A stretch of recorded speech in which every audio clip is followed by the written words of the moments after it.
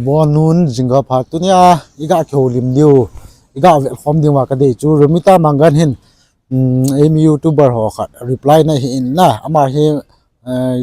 emi pa hi YouTube channel hi amin hi Marvin ham hi eklo min na yo ta la limong khan tha do tin chair athu se ne ga ke tele ni khalo Marvin thu se na lim video ho chu kan koi lo di ta na ji chu anu me nu na se na bo hi cho bo ka ni khat din tin na ji chun ki an ke ngai thi ma sa ji chu pham emi pa he ka ko nom jab lo he na ji chun me le nu se bo hi pen bo ka se din ji chun tua se tam to lo vin na video he na veo tvin che ba de ips ham nu me nu na ipi reply ham jo chu na ve di khom dim tin yong le tu na video chana ve khom ta ta matek ta sida aduga pakhom je khum ge du natraga di mana ngang baje tabi man dadana waro ure bako aduna khar tabi ra jeba salom hapake 650 gi manung da lei gera ha football ground manung da lei gera khoi gi ipai puna thambiram ba iramdam nangna haje hagi drane nogi na pa na puna thambiram ba naram lana ipai puna thambiram ba iram oibadana bo ikhau pong na ngang hi bani do ining tam na ngangi bani do natra audai da noi di na thamoi do porok sa ibani do akoina ngang mo je taraga akoina ining ikha tam na leibe ure raga natra noi na akoi je 650 gi manung da leibani haire ba ado akoi gi lawai tang ba da noi na tatana hairi ba lawai tang ba na akoi gi lawai tang ba da noi gi di kya khaibi ni haige ꯑꯩꯈꯣꯏꯒꯤꯗꯤ ꯏꯃꯥ ꯏꯄꯥꯅ ꯊꯝꯕꯤꯔꯝꯕ ꯏꯔꯝꯅꯤꯅ ꯍꯧꯖꯤꯛꯁꯨ ꯏꯅꯤꯡ ꯏꯈꯥ ꯇꯝꯅ ꯂꯩꯔꯤꯕ 650ꯒꯤ ꯃꯅꯨꯡꯗ ꯂꯩꯒꯦꯔꯥ 100ꯒꯤ ꯃꯅꯨꯡꯗ ꯂꯩꯒꯦꯔꯥ 50ꯗꯪꯒꯤ ꯃꯅꯨꯡꯗ ꯂꯩꯒꯦꯔꯥ ꯏꯅꯤꯡ ꯏꯈꯥ ꯇꯝꯅ ꯂꯩꯖꯔꯤꯕ ꯅꯣꯏꯗꯤ ꯀꯌꯥ ꯐꯪꯗꯧꯔꯤꯒꯦ ꯍꯥ ꯅꯣꯏꯒꯤ ꯀꯌꯥ ꯈꯥꯏꯕꯤꯅꯤ ꯍꯥꯏꯒꯦꯕ ꯍꯥꯏꯔꯛꯑꯣꯕ ꯍꯧꯖꯤꯛꯐꯥꯎꯗ ꯈꯥꯏꯕꯤꯌꯣꯅ ꯑꯃꯔꯣꯝꯗ ꯑꯃꯨꯛ ꯉꯪ ꯇꯧꯔꯤꯗꯣ ꯍꯧꯖꯤꯛꯐꯥꯎ ꯑꯃꯨꯛ ꯈꯥꯏꯕꯤꯗꯔꯤꯕ ꯑꯗꯣ ꯀꯌꯥ ꯈꯥꯏꯕꯤꯅꯤꯒꯗꯤ ꯍꯥꯏꯔꯛꯄ ꯂꯩꯔꯒꯦ ꯅꯣꯏꯒꯤꯅꯦ ꯈꯥꯏꯕꯤꯔꯛꯄ ꯑꯝꯇꯪ ꯍꯥꯟꯅ ꯇꯧꯔꯣ ꯑꯝꯇ ꯀꯥꯏꯗꯅ ꯅꯤꯔꯨꯆꯣ ꯐꯪꯕꯤꯔꯛꯅꯅꯕ ꯑꯩꯈꯣꯏꯒꯤꯗꯤꯅꯦ ꯃꯅꯨꯡ ꯑꯣꯏꯒꯦꯔꯥ ꯃꯄꯥꯟ ꯑꯣꯏꯒꯦꯔꯥ ꯄꯨꯈ꯭ꯔꯤ ꯑꯣꯏꯒꯦꯔꯥ ꯂꯝꯄꯥꯛ ꯑꯣꯏꯒꯦꯔꯥ ꯐꯨꯠꯕꯣꯜ ꯒ꯭ꯔꯥꯎꯟ ꯑꯣꯏꯒꯦꯔꯥ ꯏꯅꯤꯡ ꯏꯈꯥ ꯇꯝꯅ ꯑꯗꯨꯝ ꯂꯩꯒꯤꯅꯤ ꯈꯪꯉꯦꯀꯣ ꯅꯣꯏ ꯄꯥꯏꯔꯒ ꯂꯥꯛꯄ ꯀꯥꯡꯒꯨ ꯄꯥꯏꯔ ꯍꯟꯗ꯭ꯔꯤꯉꯩꯗ ꯀꯥꯋꯥꯏꯗꯅꯣ ꯃꯐꯝ ꯑꯝꯇ ꯍꯥꯟꯅ ꯊꯤꯔꯨꯆꯣ ꯃꯅꯤꯄꯨꯔꯁꯤꯗꯗꯤ ꯖꯦꯔꯣꯐꯧ ꯂꯩꯇꯦ ꯅꯣꯏꯒꯤ ꯃꯅꯤꯄꯨꯔꯁꯤꯗꯗꯤ ꯅꯣꯏꯒꯤ ꯁꯔꯨꯛꯅꯦ ꯍꯥꯏꯕꯗ ꯃꯆꯦꯠ ꯑꯃꯐꯥꯎ ꯂꯩꯇꯕꯅꯤꯅ ꯅꯣꯏꯒꯤꯅ ꯖꯦꯔꯣ ꯐꯪꯕ ꯇꯥꯔꯦ ꯑꯩꯈꯣꯏꯒꯤꯅ 650 ꯐꯪꯉꯦꯗꯅ ꯅꯣꯏꯅ ꯌꯦꯟꯊꯣꯛꯄꯤꯕꯗ ꯑꯗꯣ ꯅꯣꯏꯒꯤꯅꯅꯦ ꯖꯦꯔꯣꯗꯣ ꯐꯪ ꯇꯥꯔꯦ ꯎꯄꯥꯏ ꯂꯩꯇꯕ ꯐꯪꯅꯤꯡꯉꯥꯏ ꯁꯔꯨꯛ ꯌꯥꯎꯗꯕ ꯃꯥꯒꯤ ꯁꯔꯨꯛ ꯌꯦꯟꯅꯊꯣꯛꯈꯤꯕꯗ ꯌꯦꯜꯍꯧꯃꯤꯁꯦ ꯑꯩꯈꯣꯏꯗꯪ ꯅꯠꯇꯦꯗꯣ ꯅꯠꯇ꯭ꯔꯥ ꯅꯣꯏꯅ 650 ꯍꯥꯏꯗꯣ ꯆꯨꯝꯃꯦꯕ ꯌꯦꯜꯍꯧꯃꯤꯁꯦ ꯑꯩꯈꯣꯏꯗꯪ ꯅꯠꯇꯦꯕ ꯑꯇꯣꯞꯄ ꯌꯦꯜꯍꯧꯃꯤ ꯃꯌꯥꯝ ꯑꯃ ꯂꯩꯔꯤꯕ ꯑꯗꯨꯏꯗꯨꯒꯤ ꯃꯥꯒꯤ ꯁꯔꯨꯛꯁꯦ ꯁꯨꯝ ꯈꯔ ꯌꯦꯟꯅꯈꯤ ꯃꯇꯝꯗ 650 ꯐꯪꯍꯧꯔꯦ ꯅꯣꯏꯒꯤꯅ ꯖꯦꯔꯣ ꯐꯪꯍꯧꯔꯦ ꯎꯄꯥꯏ ꯂꯩꯇꯦ ꯅꯣꯏꯁꯤꯗꯤ ꯆꯨꯞꯊꯣꯛꯈꯤꯕ ꯊꯔꯣꯏꯒꯨꯝꯕꯅꯤ ꯒ꯭ꯌꯥꯟ ꯇꯥꯏꯀꯣ ꯊꯨꯔꯨꯠ ꯂꯥꯎ ꯆꯨꯞꯄꯒ ꯊꯣꯛ ꯂꯥꯎ ꯂꯪꯊꯣꯛꯈꯤꯕꯗꯣ ꯑꯗꯨꯒꯨꯝꯕ ꯆꯨꯞꯊꯣꯛꯈꯤꯕ ꯊꯔꯣꯏꯅ ꯂꯩꯃꯥꯏꯗ ꯀꯣꯗ꯭ꯔꯛ ꯇꯥꯕꯗꯣ ꯑꯗꯨꯒꯨꯝꯕꯅꯤ ꯀꯔꯤꯝ ꯈꯟꯗꯦ ꯑꯩꯈꯣꯏꯅ ꯃꯈꯥ ꯇꯥꯕ ꯚꯤꯗꯤꯑꯣ ꯌꯦꯡꯁꯤꯀꯣ ꯈꯣ ꯄꯥꯈꯪ ꯏꯕꯨꯙꯧ ꯍꯥꯏꯒꯅꯣ ꯏꯕꯨꯙꯧ ꯄꯥꯈꯪꯕ ꯍꯥꯏꯒꯗꯕ ꯄꯥꯈꯪ ꯏꯕꯨꯙꯧ ꯀꯧꯕ ꯂꯩꯇꯦ ꯒ꯭ꯌꯥꯟ ꯇꯥꯕ꯭ꯔꯥ ꯑꯗꯨꯅꯅꯦ ꯑꯩꯅ ꯉꯥꯏꯈꯣ ꯍꯥꯏꯔꯛꯏꯗꯣ ꯃꯈꯥ ꯇꯥꯅ ꯅꯪ ꯁꯨꯝ ꯍꯥꯏꯈꯤ ꯇꯥꯔꯒꯗꯤ ꯈꯪꯗꯕꯅꯤꯅ ꯅꯪ ꯖꯥꯠ ꯌꯥꯝ ꯍꯥꯏꯔꯛꯀꯗꯧꯔꯤꯕ ꯑꯗꯨꯅ ꯉꯥꯏꯈꯣꯅ ꯊꯤꯡꯍꯧꯕ ꯑꯩꯅ ꯄꯥꯈꯪ ꯏꯕꯨꯙꯧ ꯀꯧꯕ ꯂꯩꯇꯦ ꯏꯕꯨꯙꯧ ꯄꯥꯈꯪꯕ ꯍꯥꯏꯒꯗꯕ ꯒ꯭ꯌꯥꯟ ꯇꯥꯏꯀꯣ ꯑꯩꯈꯣꯏꯒꯤꯗꯣ ꯄꯥꯈꯪ ꯅꯠꯇꯦꯕ ꯃꯥꯒꯤ ꯆꯧꯗꯥ ꯅꯨꯡꯗꯥ ꯃꯌꯥꯝ ꯑꯃ ꯊꯝꯕꯤꯔꯝꯃꯤꯕ ꯑꯗꯨꯒꯤ ꯑꯩꯈꯣꯏꯁꯦ ꯒ꯭ꯌꯥꯟ ꯇꯥꯏꯀꯣ ꯇꯥꯕ꯭ꯔꯣ ꯍꯥꯏꯔꯛꯑꯣ ꯑꯩꯅ ꯒ꯭ꯌꯥꯟ ꯇꯥꯕ꯭ꯔꯥ ꯋꯥꯍꯩ ꯈꯨꯗꯤꯡꯒꯤ ꯍꯥꯏꯔꯤꯁꯦ ꯑꯇꯩꯒꯤ ꯅꯠꯇꯦꯕ ꯅꯣꯏꯁꯦ ꯒ꯭ꯌꯥꯟ ꯇꯥꯗꯕ ꯍꯦꯟꯃꯟꯕ ꯑꯗꯨꯅꯅꯦ ꯑꯃꯃꯝ ꯈꯨꯗꯤꯡꯒꯤ ꯒ꯭ꯌꯥꯟ ꯇꯥꯕ꯭ꯔꯥ ꯑꯃꯃꯝ ꯈꯨꯗꯤꯡꯒꯤ ꯒ꯭ꯌꯥꯟ ꯇꯥꯕ꯭ꯔꯥ ꯍꯥꯏꯇꯥꯔꯦ ꯈꯪꯉꯦꯀꯣ ꯑꯗꯨꯅ ꯑꯩꯈꯣꯏꯒꯤ ꯏꯕꯨꯙꯧ ꯄꯥꯈꯪꯕꯁꯦ ꯄꯥꯈꯪ ꯅꯠꯇꯦ ꯃꯥꯒꯤ ꯆꯧꯗꯥ ꯅꯧꯗꯥ ꯃꯌꯥꯝ ꯑꯃ ꯊꯝꯕꯤꯔꯝꯃꯤ ꯑꯗꯨꯒꯤ ꯑꯩꯈꯣꯏꯁꯦ ꯏꯕꯨꯙꯧ ꯄꯥꯈꯪꯕꯒꯤ ꯆꯧꯗꯥ ꯅꯧꯗꯥꯅꯤꯅꯅꯦ ꯑꯩꯈꯣꯏꯒꯤ ꯏꯁꯤꯅ ꯂꯩꯔꯤꯕ ꯃꯈꯩꯗꯤꯅꯦ ꯃꯤꯒꯤ ꯃꯤꯈꯥ ꯄꯣꯜꯂꯒꯗꯤ ꯁꯨꯡꯂꯩ ꯂꯩꯔꯣꯏꯗꯕ ꯂꯩꯌꯥꯝ ꯄꯨꯝꯅꯃꯛꯀꯤ ꯅꯤꯡꯊꯧꯅꯦ ꯍꯥꯏꯅꯔꯤꯕꯅꯤꯗꯣ ꯏꯕꯨꯙꯧ ꯄꯥꯈꯪꯕꯁꯦ ꯑꯗꯨꯅ ꯑꯩꯈꯣꯏꯒꯤꯗꯤ ꯁꯤꯈꯤꯕ ꯅꯥꯈꯤꯕꯁꯨ ꯅꯠꯇꯦꯗꯣ ꯂꯥꯏꯑꯣꯏꯈꯤꯕ ꯑꯗꯨꯒꯨꯝꯕ ꯃꯌꯥꯝꯗꯨꯒꯤ ꯆꯧꯗꯥ ꯅꯧꯗꯥ ꯑꯣꯏꯍꯧꯔꯤꯕ ꯑꯩꯈꯣꯏꯁꯦ ꯑꯗꯨꯅꯅꯦ ꯃꯤꯅ ꯂꯥꯛꯆꯕ ꯌꯥꯗꯦ ꯃꯤꯅ ꯅꯝꯗꯕ ꯌꯥꯗꯦ ꯃꯤꯒꯤ ꯈꯗꯥꯡ ꯃꯈꯥꯗ ꯍꯤꯡꯕ ꯌꯥꯗꯦ ꯅꯣꯏꯅ ꯍꯧꯖꯤꯛ ꯃꯤꯒꯤ ꯈꯗꯥꯡ ꯃꯈꯥꯗ ꯍꯤꯡꯉꯤꯗꯅ ꯑꯩꯈꯣꯏꯒꯤꯗꯤ ꯑꯩꯈꯣꯏꯒꯤ ꯏꯄꯥ ꯏꯄꯨꯅ ꯃꯤꯒꯤ ꯈꯗꯥꯡ ꯃꯈꯥꯗ ꯍꯤꯡꯕ ꯌꯥꯔꯣꯏ ꯑꯩꯒꯤ ꯏꯆꯥ ꯏꯁꯨꯁꯤꯡꯗꯤ ꯃꯇꯝ ꯄꯨꯝꯅꯃꯛꯇ ꯑꯩꯒꯤ ꯏꯆꯥ ꯏꯁꯨꯁꯤꯡꯗꯤ ꯃꯤꯀꯣꯛꯇ ꯊꯣꯡꯉꯒ ꯂꯩꯒꯗꯕꯅꯦꯅ ꯕꯣꯔ ꯄꯤꯕꯤꯔꯝꯃꯦꯕ ꯑꯗꯨꯒꯤ ꯕꯣꯔꯗꯨꯅꯅꯦ ꯉꯁꯤ ꯑꯩꯈꯣꯏꯅ ꯀꯨꯀꯤꯗ ꯉꯥꯡꯅꯤꯡꯕ ꯉꯥꯡꯉꯤꯁꯤ ꯃꯈꯥ ꯚꯤꯗꯤꯑꯣ ꯌꯦꯡꯁꯤ ꯇꯨ ꯇꯨ ꯄꯣꯔꯣꯛ ꯄꯣꯔꯣꯛ ꯄꯣꯔꯣꯛ ꯆꯥꯛꯄ꯭ꯔꯥ ꯅ ꯊꯃꯣꯏꯗ ꯑꯩꯈꯣꯏꯅ ꯇꯨ ꯇꯨ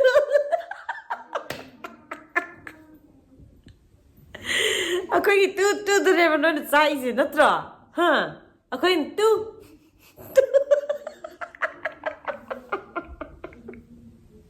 ꯉꯝꯃꯔꯣꯏꯗ ꯅꯪꯅ ꯂꯦꯝꯅ ꯊꯥꯔꯣꯏꯗꯣꯏꯕ ꯑꯩꯈꯣꯏꯁꯦ ꯍꯥ ꯑꯩꯈꯣꯏꯅꯤꯁꯦ ꯅꯪꯅ ꯂꯦꯝꯅ ꯊꯥꯔꯣꯏꯗꯧꯔꯤꯕ ꯅꯪꯅ ꯅꯥꯛ ꯆꯪꯕ ꯇꯜꯂꯦ ꯃꯅꯝ ꯅꯝꯊꯤꯔꯝꯅꯤ ꯌꯥꯝꯅ ꯍꯩꯅꯗꯧ ꯃꯥꯟꯗꯦ ꯑꯗꯨꯅ ꯑꯩꯈꯣꯏ ꯅꯪꯅ ꯅꯥꯛ ꯆꯪꯉꯣꯏ ꯈꯪꯉꯦꯀꯣ ꯄꯠꯂ ꯄꯨꯝꯕ ꯀꯥꯟꯗ ꯑꯣꯏꯅ ꯊꯦꯡꯅꯔꯁꯦ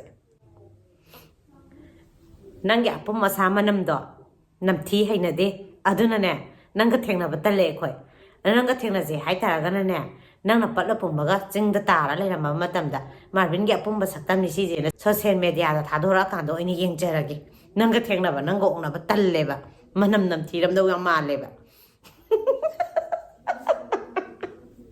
ꯑꯗꯨꯗꯤ ꯑꯃꯨꯛꯁꯨ ꯍꯥꯏꯔꯒꯦ ꯀꯨꯝꯃꯦ ꯇꯥꯡꯉꯤ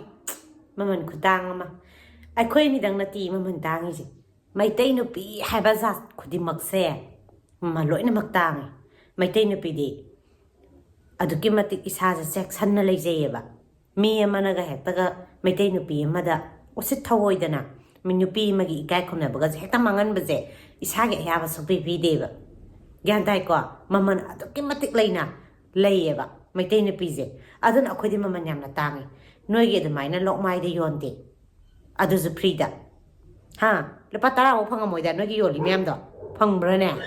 ꯐ꯭ꯔꯤꯗ ꯉꯥꯛꯇ ꯑꯣꯏꯔꯝꯅꯤ ꯌꯣꯜꯂꯤꯁꯤꯡꯗꯣ ꯑꯗꯨꯅ ꯅꯣꯏꯒꯤ ꯑꯗꯨꯃꯥꯏꯅ ꯍꯥꯔꯒ ꯂꯩꯇꯦ ꯌꯣꯟꯗꯦ ꯅꯣꯏꯗꯤ ꯍꯥꯔꯒ ꯑꯗꯨꯝ ꯂꯩꯔꯕꯅꯤꯅ ꯃꯃꯜ ꯃꯇꯤꯛꯅꯗꯕꯤꯗ ꯄꯛꯁꯤꯠꯇ ꯁꯤꯠꯂꯤꯗꯅ ꯁꯤꯠꯇ꯭ꯔꯣ ꯂꯨꯄꯥ 10 ꯄꯨꯁꯜꯂꯛꯄ꯭ꯔꯅꯦ ꯅꯣꯏꯒꯤ ꯅꯌꯨꯝꯗ ꯄꯨꯁꯜꯂꯛꯑꯃꯣꯏꯗ ꯀꯩꯅꯣ ꯍꯥꯏꯕꯗꯤ ꯐ꯭ꯔꯤꯗ ꯁꯤꯠꯄꯅꯦꯕ ꯍꯥꯔ ꯑꯗꯨꯝ ꯂꯩꯕꯅꯤꯅ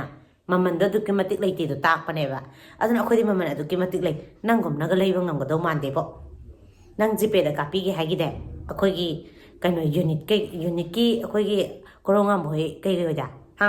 ꯑꯩꯈꯣꯏ ꯐꯥꯅꯅꯕ ꯅꯪꯉꯣꯟ ꯁꯤꯟꯅꯔꯛꯅꯕ ꯀꯥꯞꯄꯤꯈꯔꯣ ꯑꯝꯇ ꯖꯤꯄꯦꯗ ꯈꯔ ꯊꯨꯅ ꯅꯪ ꯄꯩꯁా ꯌꯥꯝ ꯄꯥꯏ ꯃꯥꯜꯂꯦ ꯑꯩꯈꯣꯏꯗꯤ ꯌꯥꯝ ꯋꯥꯔꯦ ꯄꯩꯁా ꯄꯥꯏꯗ꯭ꯔꯦꯕꯀꯣ ꯑꯗꯨꯅꯅꯦ ꯑꯩꯈꯣꯏꯒꯤ ꯏꯆꯤꯜ ꯏꯅꯥꯎ ꯏꯕꯨꯡ ꯏꯄꯥꯁꯤꯡꯗ ꯅꯪꯉꯣꯟꯗꯒꯤ ꯄꯩꯁా ꯈꯛꯇ ꯀꯥꯞꯄꯤꯔꯛꯎꯕ ꯑꯩ ꯆꯤꯟ ꯊꯤꯍꯜꯂꯛꯀꯅꯣ ꯑꯩꯅ ꯆꯤꯟ ꯊꯤꯔꯛ ꯇꯥꯔꯒꯗꯤꯅꯦ ꯑꯐꯕ ꯅꯨꯡꯉꯥꯏ ꯋꯥꯍꯩ ꯋꯥꯇꯥ ꯑꯃꯐꯥꯎ ꯁꯤꯖꯤꯟꯅꯔꯛꯑꯣꯏ ꯑꯩꯁꯦ ꯑꯗꯨꯛꯀꯤ ꯃꯇꯤꯛ ꯕ꯭ꯔꯦꯛ ꯐꯥꯗꯕ ꯅꯨꯄꯤꯅꯤ ꯒ꯭ꯌꯥꯟ ꯇꯥꯏꯀꯣ ꯁꯣꯁꯤꯌꯦꯜ ꯃꯦꯗꯤꯌꯥꯗ ꯕ꯭ꯔꯦꯛ ꯐꯥꯔꯒ ꯋꯥ ꯉꯥꯡꯕꯩ ꯋꯥꯅꯤ ꯕ꯭ꯔꯦꯛꯁꯦ ꯑꯗꯨꯛꯀꯤ ꯃꯇꯤꯛ ꯐꯥꯗꯕ ꯅꯨꯄꯤꯅꯤ ꯑꯩꯅꯒ ꯕ꯭ꯔꯦꯛ ꯐꯥꯔꯛꯇꯕ ꯃꯤꯀꯨꯞꯇꯗꯤꯅꯦ ꯅꯪ ꯃꯨꯁꯂꯥ ꯇꯥꯅꯤ ꯑꯗꯨꯃ ꯈꯪꯉꯨ ꯑꯩ ꯕ꯭ꯔꯦꯛ ꯐꯥꯍꯜꯂꯨ ꯆꯤꯟꯁꯦ ꯕ꯭ꯔꯦꯛ ꯐꯥꯍꯟꯗꯕ ꯇꯧꯔꯛꯀꯅꯨ ꯑꯩ ꯍꯥꯏꯁꯤꯅꯤ ꯈꯨꯅꯤꯡꯅꯅꯦ ꯅꯪ ꯍꯟꯐꯝ ꯆꯥꯗꯅ ꯍꯜꯂꯗꯤ ꯁꯣꯏꯗꯅ ꯕꯦꯔꯥ ꯀꯥꯅꯤ ꯐ꯭ꯔꯤꯗ ꯌꯣꯟꯕ ꯅꯆꯦ ꯅꯆꯟꯁꯤꯡꯗꯣ ꯑꯗꯨ ꯑꯣꯏꯅꯅꯦ ꯃꯃꯜ ꯈꯔ ꯄꯤꯔꯒ ꯌꯣꯜꯂꯣ ꯐ꯭ꯔꯤꯗ ꯄꯣꯠ ꯌꯣꯟꯊꯣꯛꯀꯅꯨ ꯄꯥꯝꯃꯨꯏ ꯅꯨꯄꯤꯅꯤ ꯑꯗꯨꯅꯅꯦ ꯃꯃꯜ ꯈꯛꯇꯪ ꯑꯣꯏꯔꯒꯁꯨ ꯂꯧꯍꯧ ꯐ꯭ꯔꯤꯗ ꯌꯣꯟꯊꯣꯛꯄꯗꯣ ꯄꯥꯝꯃꯨꯏꯕ ꯌꯥꯝꯅ ꯑꯩꯈꯣꯏꯗꯤꯅꯦ ꯅꯣꯏꯅ ꯀ꯭ꯔꯣꯔ ꯄꯤꯔꯛꯀꯦ ꯍꯥꯏꯔꯁꯨꯅꯦ ꯌꯣꯟꯒꯗꯕ ꯂꯩꯇ꯭ꯔꯦ ꯏꯋꯥ ꯏꯄꯨꯔꯣꯏꯕ ꯂꯩꯖꯔꯤꯌꯦ ꯑꯗꯨꯅꯅꯦ ꯑꯩꯈꯣꯏ ꯃꯤꯉꯣꯟꯗ ꯌꯣꯟꯖꯔꯔꯣꯏ ꯅꯣꯏ ꯌꯣꯟꯒꯦꯒꯅꯅꯦ ꯅꯣꯏꯒꯤ ꯅꯨꯄꯤ ꯑꯉꯥꯡꯁꯤꯡꯗꯣ ꯂꯨꯄꯥ 50 ꯑꯣꯏꯔꯒꯁꯨ ꯍꯟꯖꯤꯜꯂꯣ ꯐ꯭ꯔꯤꯗ ꯌꯣꯟꯒꯅꯨ ꯄꯥꯝꯃꯨꯏ ꯒ꯭ꯌꯥꯟ ꯇꯥꯏꯀꯣ ꯑꯩꯈꯣꯏꯗꯤ ꯃꯃꯜ ꯌꯥꯝ ꯇꯥꯡꯉꯤ ꯅꯪꯒꯨꯝꯅ ꯂꯩꯕ ꯐꯪꯉꯣꯏ ꯅꯪꯒꯤ ꯆꯦꯞꯇꯔ ꯁꯥꯏ ꯃꯇꯥꯡꯁꯤꯗ ꯀ꯭ꯂꯣꯁ ꯇꯧꯁꯤꯜꯂꯝꯅꯦ ꯑꯩꯅ ꯑꯇꯣꯞꯄ ꯍꯥꯞꯄꯛꯀꯦ ꯑꯁ ꯑꯩꯗꯤꯕꯀꯣ ꯑꯋꯣꯏꯕ ꯀꯩꯕꯨ ꯍꯥꯏꯒꯗꯣꯏꯅꯣ ꯍꯥꯏꯐꯝꯕꯨ ꯈꯪꯗꯦꯗ ꯑꯃꯔꯣꯝꯗꯩ ꯑꯃꯨꯛ ꯇꯥꯟꯊꯣꯔꯛ ꯑꯃꯔꯣꯝꯗꯩ ꯑꯃꯨꯛ ꯇꯥꯟꯊꯣꯔꯛ ꯑꯃꯔꯣꯝꯗꯩ ꯑꯃꯨꯛ ꯇꯥꯟꯊꯣꯔꯛ ꯑꯃꯔꯣꯝꯗꯩ ꯑꯃꯨꯛ ꯇꯥꯟꯊꯣꯔꯛ ꯀꯔꯥꯝꯗꯕꯨ ꯆꯠꯀꯗꯧꯔꯤꯕꯅꯣ ꯅꯣꯏꯕꯨ ꯏꯀꯥꯏꯕꯅ ꯃꯔꯣꯜ ꯑꯃ ꯈꯪꯗ꯭ꯔꯤꯕ ngasi nongalaga mina tanthokini heyeng nongala makhong koluni ngasi nongala mi na tanthorkani heyeng nongala makhong koluni khong kon bagi heinabina marol ama leiriba adukki matik ikai ba khangdaba jati haragadi noini do natro khong kon bagi heinabije nama na poklok padagi napa napo hangtak tagi leiramabani na adum heinai makha yam taningde ai video ꯃꯈꯥ ꯍꯥꯞꯄꯛꯀꯦ ꯊꯣꯡꯗꯣ ꯑꯃꯨꯛ ꯊꯨꯒꯥꯏꯔꯦꯔꯒ ꯀꯔꯝꯕ ꯑꯃꯨꯛ ꯗꯤꯃꯥꯜ ꯇꯧꯔꯛꯀꯦ ꯍꯥꯏꯕꯅꯣ ꯊꯣꯡꯗꯣ ꯑꯃꯨꯛ ꯊꯨꯒꯥꯏꯔꯦꯔꯒ ꯂꯝꯕꯤꯒꯁꯦ ꯐꯥꯎꯍꯟꯗ꯭ꯔꯦꯔꯒ ꯅꯣꯏ ꯈꯜꯂꯤꯁꯦ ꯃꯤꯒꯁꯦ ꯋꯥꯍꯜꯂꯦꯔꯒ ꯅꯣꯏꯒꯤ ꯄꯥꯝꯃꯤꯕ ꯗꯤꯃꯥꯟꯁꯦ ꯐꯪꯒꯅꯤ ꯁꯤꯅꯤꯅꯦ ꯅꯃꯪꯗꯐꯧ ꯃꯪꯉꯨꯅꯨ ꯄꯦꯟꯅ ꯍꯥꯏꯒꯦ ꯅꯃꯪꯗꯐꯧ ꯃꯪꯉꯨꯅꯨ ꯈꯪꯉꯕ ꯅꯣꯏꯅ ꯊꯣꯡ 100 ꯊꯨꯒꯥꯏꯒꯦꯔꯥ ꯂꯝꯕꯤ 100 ꯊꯤꯡꯒꯦꯔꯥ ꯊꯤꯡꯅꯤꯡꯕ ꯂꯝꯕꯤ ꯊꯤꯡꯉꯣ ꯊꯨꯒꯥꯏꯅꯤꯡꯕ ꯊꯣꯡ ꯊꯨꯒꯥꯏꯌꯣ ꯅꯃꯪꯗꯐꯧ ꯈꯜꯂꯨꯅꯨ ꯅꯨꯡꯁꯤꯅꯕꯒꯤ ꯊꯣꯡꯗ ꯏꯆꯝ ꯆꯝꯅ ꯏꯐ ꯐꯖꯅ ꯌꯥꯝꯅ ꯅꯨꯡꯁꯤꯅꯕꯒꯤ ꯊꯣꯡꯗ ꯑꯩꯈꯣꯏꯒꯤ ꯁꯤ ꯂꯩꯖꯗꯦ ꯁꯤ ꯈꯤꯇꯪ ꯄꯤꯕꯤꯌꯣ ꯍꯥꯏꯔꯝꯕ ꯑꯣꯏꯇꯥꯔꯒꯗꯤ ꯊꯃꯣꯏ ꯌꯥꯝ ꯁꯦꯡꯅ ꯄꯤꯊꯣꯡꯒꯗꯕ ꯃꯩꯇꯩꯗꯤ ꯑꯗꯨꯒꯨꯝꯕꯩꯗꯤ ꯄꯨꯛꯆꯦꯜ ꯌꯥꯝ ꯆꯥꯎꯕꯅꯤ ꯈꯪꯉꯦꯀꯣ ꯁꯥꯏꯒꯁꯨ ꯈꯛꯀꯤ ꯑꯝꯇ ꯕꯨꯕꯤꯂꯥꯏꯝꯁꯤ ꯃꯩꯇꯩꯗꯤ ꯄꯨꯛꯆꯦꯜ ꯌꯥꯝ ꯆꯥꯎꯕꯅꯤ ꯑꯗꯨꯒꯅꯦ ꯁꯨꯅꯝ ꯁꯥꯁꯣꯟꯗ ꯃꯤꯒꯤ ꯃꯄꯣꯠ ꯃꯔꯟ ꯃꯨꯟꯒꯦ ꯇꯧꯔꯛꯄ ꯃꯕꯨꯛꯆꯦꯜ ꯁꯦꯡꯗꯕ ꯊꯕꯛ ꯇꯧꯔꯛꯄꯁꯦ ꯁꯤꯃꯗꯤ ꯃꯩꯇꯩꯅ ꯁꯨꯡꯌꯥ ꯌꯥꯗꯦ ꯀꯩꯗꯧꯅꯨꯡꯗ ꯑꯩꯈꯣꯏꯒꯤ ꯏꯄꯥ ꯏꯄꯨꯁꯤꯡꯒꯤ ꯍꯥꯡꯇꯛꯇꯣ ꯑꯗꯨꯗꯒꯤ ꯂꯩꯔꯝꯃꯕ ꯃꯤꯅ ꯁꯤꯡꯅꯕ ꯌꯥꯔꯛꯇꯕ ꯃꯤꯅ ꯂꯥꯛꯆꯕ ꯌꯥꯔꯛꯇꯕ ꯑꯗꯨꯒꯤ ꯁꯤꯡꯂꯤꯗ ꯆꯦꯟꯈꯤꯕ ꯏꯗꯣ ꯆꯧꯗꯥ ꯅꯧꯗꯥ ꯂꯩꯍꯧꯔꯤꯕ ꯃꯆꯥ ꯃꯁꯨ ꯑꯣꯏꯕ ꯑꯩꯈꯣꯏꯗꯁꯨ ꯂꯣꯏꯅꯃꯛ ꯆꯦꯜꯂꯤ ꯑꯗꯨꯅ ꯃꯤꯅ ꯍꯦꯟꯖꯟꯕ ꯁꯨꯡꯌꯥ ꯌꯥꯔꯣꯏ ꯃꯤꯅ ꯂꯥꯛꯆꯕ ꯁꯨꯡꯌꯥ ꯌꯥꯔꯣꯏ ꯅꯄꯨꯟꯁꯤꯗ ꯈꯜꯂꯨꯅꯨ ꯑꯃꯨꯛꯀꯁꯨ ꯍꯥꯏꯔꯝꯒꯦ ꯑꯔꯣꯏꯕ ꯑꯣꯏꯅ ꯅꯄꯨꯟꯁꯤꯗ ꯈꯜꯂꯨꯅꯨ ꯅꯃꯪꯗꯐꯧ ꯃꯪꯉꯨꯅꯨ ꯁꯨꯛꯐꯪ ꯐꯪꯉꯣꯏ ꯁꯨꯛꯑꯣꯏ ꯑꯣꯏꯔꯣꯏ ꯑꯩ ꯉꯁꯤꯒꯤꯗꯤ ꯁꯥꯏ ꯃꯇꯥꯡ ꯂꯣꯏꯁꯤꯜꯂꯒꯦ ꯍꯌꯦꯡ ꯃꯊꯪ ꯚꯤꯗꯤꯑꯣꯗ ꯑꯃꯨꯛ ꯊꯦꯡꯅꯁꯤ tua lai bilisan nu Romita mangan hen se ne na nang hon ke ho 650 sunga cheng ni ti win ke ho de tel pu hin tang lo win de tol nanti ti jeng ovin ke hon de tel pun na ho share ti hi gama se ne hi gama se ne hi na izat kapi diu hi ati am ke ho cái hòn vàng kanu ka piu e na koi piu gam a hin tun jong independent ta kom ve 650 sunga hen independent ta kom ve ti na 650 sunga he 650 sung hi hen 100 sung hi hen 50 se sung hi jong la free ta independent ta kom ve na ho la izat namu diu ham ati na la hin na tu chanin alang lai le khem pi utin na pele wang tu chanin la ima namu nai pu vin izat na hin le khem pi khau ham hoilang lang ham in gataw le nan ti hin na ho gataw le dinga i so lo hin na ke ho awang keo awang asung hi hen apam hi hen pukhri hen football ground hi jong le independent ta ko mo he ti hin na ma wan pukhri hi hen ai lo le football ground hi jong le independent ta ke ho kom the na lai ve ti na lai hin na aman ga se na he emazadang he panta ga te ka na he dan chu ke ho he tu cha na no dan kom than lai vin 650 yen ai lo le 50 100 yen 50 sung ki ka yong le ke ho pukhri ne ti vin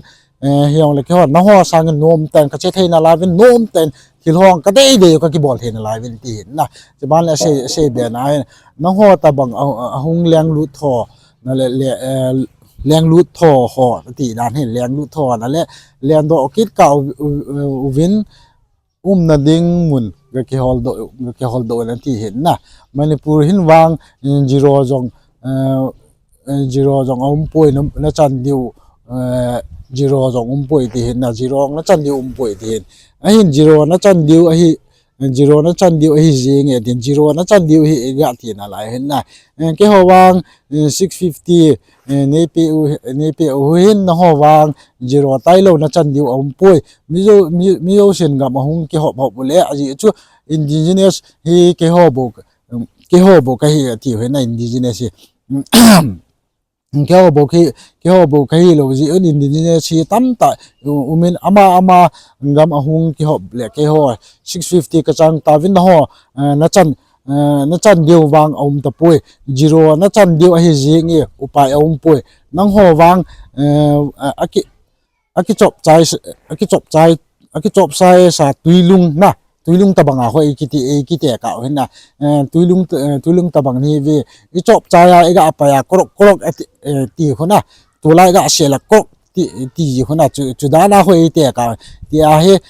ke le to bang ni khuni hi ve ke hon holiday jong khen ti pu ve thin na e ho na ma holiday jong ama e ho no ma holiday jong ti lo ma no e ho holiday jong ti lo hen na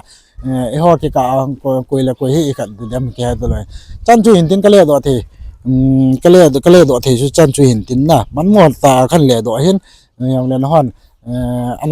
ngày tiền là thêm một cái gì chú đằng ngõ rồi cho nó cái gì gì hen phim nó anh nên là hiện thêm đi một cái tiệm về yang lên tụi nhà đi ngay video ít đã xem thấy chú chân chú hình tin phát đăng ký đăng video bên anh cái một thủ form tàu te yang lên nó cho nên đam xe luôn một tí chú cái gì nó mẹ yang lên là bốn nó mang phát đăng